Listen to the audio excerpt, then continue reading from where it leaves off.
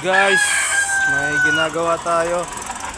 Toyota Vios ang ginamitan natin ng stethoscope. Kung maririnig nyo, may maingay sa kanyang makina. So yung ingay niya nasa labas lang naman. Maring alternator, auto tensioner, or water pump. So trouble natin, baklasin natin yung kanyang drive belt. Try nating i-rev. Malakas na rin talaga yung ingay niya pag ni-rev natin, no?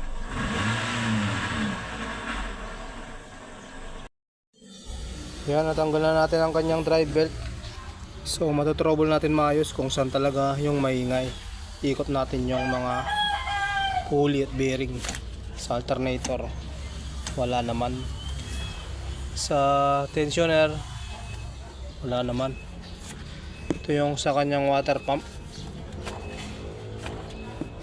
positive yung water pump, maingay.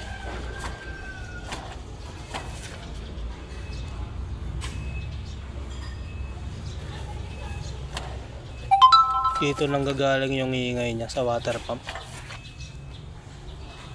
Din rin natin yung coolant. Didrin tayo ng coolant, sinala natin. Kaka-coolant flushing lang naman ito para magamit natin ulit, para hindi na magastusan yung mayari. Ito yung kanyang auto tensioner, chinek din natin, wala namang ingay. Kung na-check ng ibang mekaniko to dati, sinadjust yung auto tensioner, hindi naman sira. Ito yung drive belt, merong siyang cut, kaya papalitan na rin natin. Pinaka main issue niya kaya maingay yung kanyang water pump.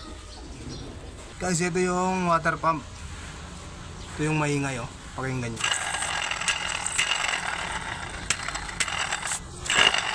Positive. Ito yung tensioner na inatulan ng ibang mekaniko. Wala naman hingay. Smooth.